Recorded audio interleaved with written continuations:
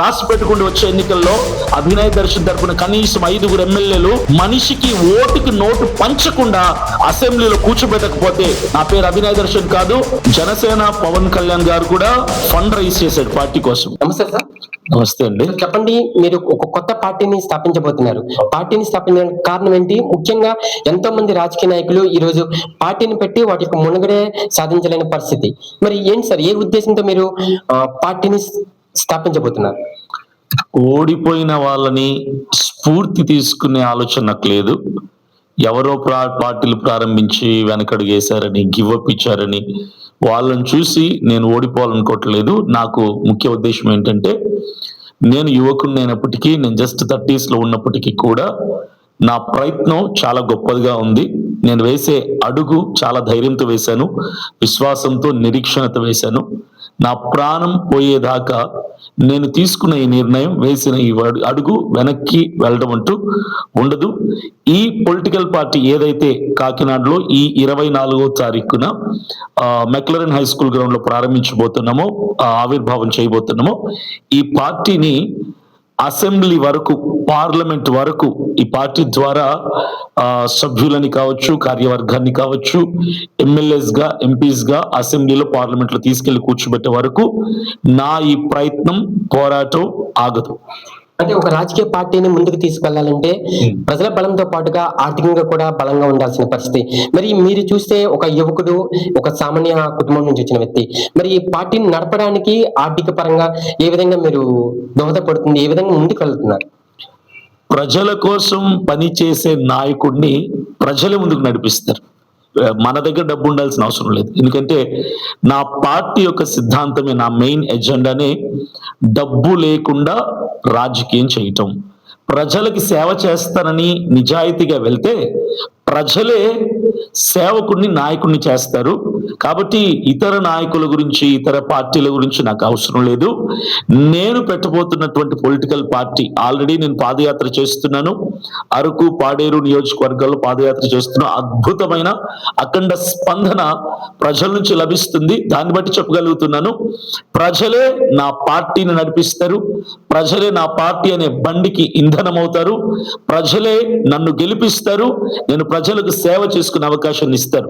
ప్రజల్ని దోచుకోవడానికి వచ్చిన వాళ్ళని ప్రజలు పట్టించుకోరు. కానీ మీకు నేను సేవ చేసుకుంటానమ్మా, మీ సమస్య మాకు చెప్పండి, మీకోసం మేము రోడ్ల మీద ఉంటాం, మీకోసం మేము మీ ఇళ్లలోకి వస్తాం, మీ ఊళ్ళలోకి వస్తాం, మీకోసం ఎంతకైనా మేము తెగిస్తాం, దేనికైనా సిద్ధంగా ఉంటామంటే ఇలాంటి ఒక నిజాయితీ పరులని ప్రజలు ఖచ్చితంగా ఆర్థికంగాను అన్ని రకాలుగా ప్రజలే ప్రోత్సహించి ముందుకు నడిపిస్తారు.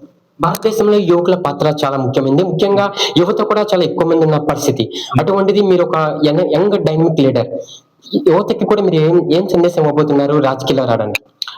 యువత కూడా, అమ్మాయిలు కావచ్చు, అబ్బాయిలు కావచ్చు, యువత కూడా రాజకీయంలో అడుగు వేయాలి. ఎందుకంటే ఇప్పటి వరకు ఉన్నటువంటి రాజకీయ నాయకులు కావచ్చు, మిగిలిన పార్టీ వాళ్ళు కావచ్చు, యువతను ఏం చేశారంటే మతం అనే మత్తు మంది ఎక్కించి వాళ్ళని జెండాలు మోయటానికి, జేజేలు కొట్టడానికి, వాళ్ళ చెప్పులు మోయటానికి వాడుకున్నారు. కానీ నా పార్టీ ఏదైతే ఉందో, నా పార్టీ తరపున యువతకి ప్రథమ స్థానం మేము ఇస్తాం. ఫస్ట్ ప్రయారిటీ యూత్ కి ఇస్తాం.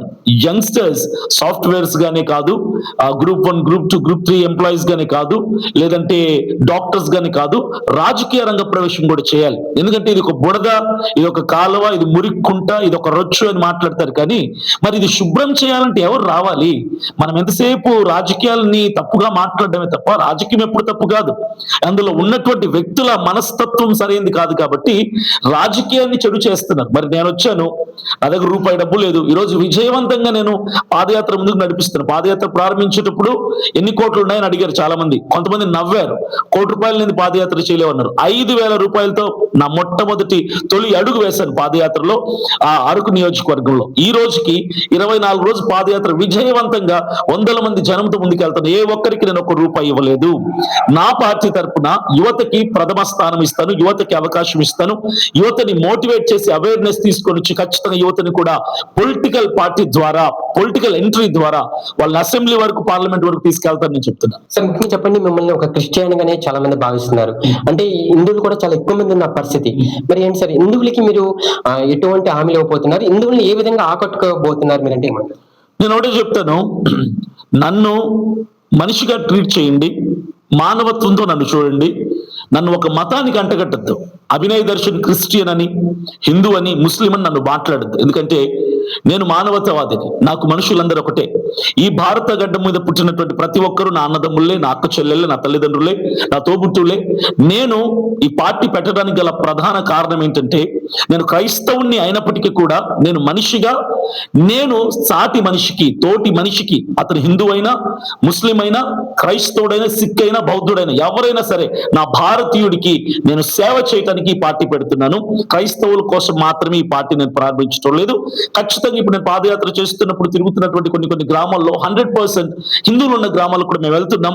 వాళ్ళతో కూడా మేము మాట్లాడి వాళ్ళని ఒప్పించగలుగుతున్నాం, మెప్పించగలుగుతున్నాం. అంటే కారణం ఏంటంటే, ప్రాధాన్యత మతానికి కాదు, ప్రాధాన్యత అన్యాయానికి గురవుతున్నటువంటి వ్యక్తులకి, అరాచకాలకు గురవుతున్న వ్యక్తులకి, నష్టపోతున్న, మోసపోతున్న ఓటర్లకి అండగా నిలబడాలనుకుంటున్నాం. నన్ను ఒక మతానికి కట్టివేయద్దు దయచేసి. అభినయ దర్శన్ గారు రాజకీయాల్లోకి వచ్చింది కేవలం డబ్బులు దోచుకోవడానికే, ఈ స్కానర్లు అంటున్నారు, ఫోన్ పే అంటున్నారు అంటూ కూడా కొంత ప్రచారం అయితే జరుగుతుంది. మీకంటే ఒక ప్రత్యేకమైన స్థానం ఉన్నా కూడా ఇటువంటి ప్రచారాల పట్ల మీరేం స్పందిస్తారు? జనసేన పవన్ కళ్యాణ్ గారు కూడా ఫండ్ రైజ్ చేశాడు పార్టీ కోసం, కోట్లు సంపాదించి ఆయన. గతంలో చంద్రబాబు నాయుడు గారు కూడా, టీడీపీ చంద్రబాబు నాయుడు గారు కూడా ఫండ్ రైజ్ చేశాడు పార్టీ అభివృద్ధి కోసం. అంత పెద్ద పెద్ద హేమాహేమీలే డబ్బులు ప్రజల నుంచి అభివృద్ధి కోసం, పార్టీ అభివృద్ధి కోసం తీసుకున్నప్పుడు నేను ఎంతటి వాడిని? నేను వాళ్ళతో పోల్చుకుంటే వయసులో కానీ, అనుభవంలో కానీ, ఆర్థికంగా కానీ బాగా తక్కువ స్థాయిలో ఉన్నవాడిని. నేను పెట్టబోతున్న ఈ పార్టీ అభినయ దర్శన్ పార్టీ కాదు, లేదా క్రైస్తవుల పార్టీ కాదు, లేదా ఇంకో పార్టీ కాదు. ఇది ప్రజల పార్టీ. సామాన్యులని, బడుగు బలహీన వర్గాల ప్రజలని, వెనుకబడుతున్నటువంటి వారిని, అణగారిపోతున్నటువంటి వారిని, ఓడిపోతున్న వాళ్ళని అసెంబ్లీకి తీసుకెళ్లి కూర్చోబెట్టాలి, రాజ్యాధికారంలో కూర్చోబెట్టాలన్నటువంటి ప్రయత్నం చేస్తున్న నేను స్కానర్ పెట్టి మీరు సపోర్ట్ చేయండి అని అడగడం తప్పు కాదు. Phone pay, Google pay number పెట్టి అడగడం తప్పు కాదు. అకౌంట్ నంబర్లు పెట్టి అడగడం తప్పు కాదు. ఈ రోజు ప్రతి రూపాయి నాకు ఏదైతే వస్తుందో ఆ ప్రతి రూపాయి ప్రజా శ్రేయస్సు కొరకు నేను ఖర్చు పెడుతున్నాను ధైర్యంగా చెప్పగలను. నా ఇల్లు, వాకిలి, తల్లిదండ్రులు అన్నిటిని వదిలేసి నేను రోడ్ల మీద తిరగడానికి గల కారణం ఏంటంటే, ప్రజలకు ఏదో చేయాలి, చచ్చే లోపల మన పేరు ప్రజల మనసులో నిలిచిపోవాలి. నాకు అసెంబ్లీలో సీట్ సంపాదించడం ముఖ్యం కాదు, ప్రజల మనసుల్లో స్థానం సంపాదించడం ముఖ్యం. రాజకీయాల్లో రావాలంటే, అంటే రాజకీయాలు ఉండాలంటే, లేదంటే అధికారంలో రావాలన్నా ఓపిక అనేది చాలా అవసరం. చాలా మంది రాజకీయ నాయకులు పార్టీని పెట్టారు. ఉదాహరణకి కలెక్టర్ అనేటువంటి జయప్రకాష్ నారాయణ గారు కూడా ఇది పార్టీని పెట్టి, అంటే ఒక మార్పు తీసుకురావాలి యువతలో, కానీ ఒక చైతన్యవంతమైన సమాజాన్ని రూపుదించుకోవాలని చాలా మంది పార్టీని పెట్టారు. ఈరోజు వాటి మునుగడ లేకపోయింది. వివి లక్ష్మీనారాయణ గారు కూడా పార్టీని పెట్టి ఈరోజు పార్టీని వదిలేసిన పరిస్థితి. మరి సార్, ఇటువంటి పెద్ద నాయకులకే సాధ్యం కాలేదు. ఒక యువకుడు, మీ దగ్గర ఆర్థిక బలం కూడా లేదు. మరి ఏంటి సార్, నిలబడగలరా మీరు గట్టిగా? ఖచ్చితంగా నిలబడతారు, ఇందులో ఎలాంటి సందేహం లేదు. నేను ఆల్రెడీ చెప్పాను, ఓడిపోయిన వారిని, మిడిల్ డ్రాప్ అయిన వాళ్ళని, గివ్ అప్ ఇచ్చిన వాళ్ళని ఇన్స్పిరేషన్ గా తీసుకున్నటువంటి గత్యంతరం నాకు లేదు. నేను యవనంలో ఉన్నాను, నాకు బలం ఉంది, ఆరోగ్యం ఉంది, శక్తి ఉంది, రోషం ఉంది. అన్నిటికీ మించి ఓర్పు, సహనం సమృద్ధిగా ఉంది. నేను మూడు సంవత్సరాలు చూసి వచ్చే ఎన్నికల్లో గెలవాలి, గెలవకుంటే వెనక్కి వెళ్ళిపోవాలి, మనం వేరే పని చేసుకున్న ఆలోచన నాకు కాదు. చచ్చే వరకు నిలబడతా, బ్రతికున్నంత వరకు పోరాడతా, ఈ ఒంట్లో ఊపిరున్నంత వరకు సాయి శక్తుల నా పార్టీ కోసం నేను ఎంత చేయాలో, ప్రజల కోసం ఎంత చేయాలో అంత చేస్తాను. వెనకడుగు వేసే ప్రసక్తే లేదు. వచ్చే ఎన్నికలకు సంబంధించి 29లో కానీ 28లో కానీ అభినయ దర్శన్ గారు ఎన్ని స్థానాల్లో ఆంధ్రప్రదేశ్ రాష్ట్రంలో పోటీ చేయబోతున్నారు? ఏ పార్టీకైనా కమ్ము కాసే పరిస్థితి ఉందా, లేదంటే ఒంటరిగానే పోటీ చేయబోతున్నారా? మీకంటూ ఒక నిర్దిష్టమైన ఒక ప్రణాళిక ఉందా? ఎన్ని స్థానాల్లో పోటీ చేయబోతున్నారు? 10 నుంచి 15 స్థానాల్లో మేము పోటీ చేయాలనుకుంటున్నాం. ఆల్రెడీ ఆ 15 స్థానాలు కూడా రేపు కాకినాడలో 24వ తారీఖున అనౌన్స్ చేస్తాం. ఆ స్థానాలను కూడా ఆ 15 నియోజకవర్గాల్లో మేము కంటెస్ట్ చేస్తాము. మీరు అడిగినట్టుగా ఏ పార్టీకి కొమ్ము కాయాల్సినటువంటి అవసరత మాకు లేదు, ఏ పార్టీతో పొత్తు పెట్టుకునే అవసరం లేదు, ఏ పార్టీతో కూడా మేము టైఅప్ అవ్వము. మేము ఇండివిజువల్ గానే మా పార్టీతో మేము ఇండివిజువల్ గా ముందుకెళ్తాం. వచ్చే ఎన్నికలు 2029 ఎలక్షన్స్ వరకు కూడా ఈ 3 సంవత్సరాల పాటు నేను నా ఇంటి గడప తొక్కనని ప్రమాణం చేసుకుని దేవుని సన్నిధిలో నేను బయటకు వచ్చాను. 3 సంవత్సరాలు ఎలక్షన్స్ అయ్యే వరకు, ఎలక్షన్స్ అయిన తర్వాత కూడా నేను ప్రజల వ్యక్తిగా, ప్రజల మనిషిగా, ప్రజల మధ్యలోనే ఉంటాను. ప్రజల మధ్యలోనే నా ప్రాణాన్ని వదిలిపెడతాను. అంతే తప్ప ఎలాంటి వెనకడుగు వేయటం ఉండదు, ఎలాంటి పార్టీలతో పొత్తు పెట్టుకోవడం కూడా ఉండదు. చెప్పండి, మా న్యూస్ 80 తెలుగు ద్వారా రాష్ట్రంలో ప్రజలందరికీ కూడా ఏం చెప్పదలుచుకున్నారండి? ఒకటే చెప్తున్నాను, నా సిద్ధాంతం ఏంటంటే కోడి ముందా గుడ్డు ముందా అన్న, విత్తు ముందా చెట్టు ముందా అన్న దీనికి సమాధానం లేదు. చిన్నప్పటి నుంచి నాకు కూడా ఒక ప్రశ్న ఉంది. ఆ ప్రశ్న ఏంటంటే, అన్యాయం రాజకీయ నాయకులు ప్రారంభిస్తున్నారా లేదంటే ప్రజలు ప్రారంభిస్తున్నారా? దానికి నాకు సమాధానం దొరకలేదు. ఎందుకంటే ఎలక్షన్స్ వచ్చిన ప్రతిసారి రాజకీయవేత్తలు వస్తున్నారు, పార్టీల నుంచి పార్టీల తరపున వస్తారు, ఓటుకు నోటు ఇస్తున్నారు, ప్రజలు ఓటుకు నోటు తీసుకుంటున్నారు. మరి ఇచ్చేవాడి తప్ప తీసుకునేవాడు తప్ప అన్న ప్రశ్న నాకు చిన్నప్పటి నుంచి ఉంది. అది తీసేయటానికి, ఆ అవినీతి వేళ్లతో పాటు పెకలించటానికే ఈ రోజు నేను వస్తున్నాను. ఖచ్చితంగా ఈ చైతన్యాన్ని తీసుకొని వస్తాను. ఖచ్చితంగా రానున్న ఎలక్షన్స్ లో ఇలాంటి అవినీతి జరగనివ్వకుండా నేను జాగ్రత్త పడతాను. ఈ అవినీతిని నిర్మూలించడానికి నా వంతు కృషి నేను చేస్తున్నాను. అందుకే నేను చెప్తున్నాను, డబ్బు లేకుండా రాజకీయం చేయొచ్చు అని అభినయ్ దర్శన్ రుజువుపరచబోతున్నాడు. డబ్బు లేకుండా కూడా అసెంబ్లీకి వెళ్ళొచ్చు అని రుజువుపరచబోతున్నాడు.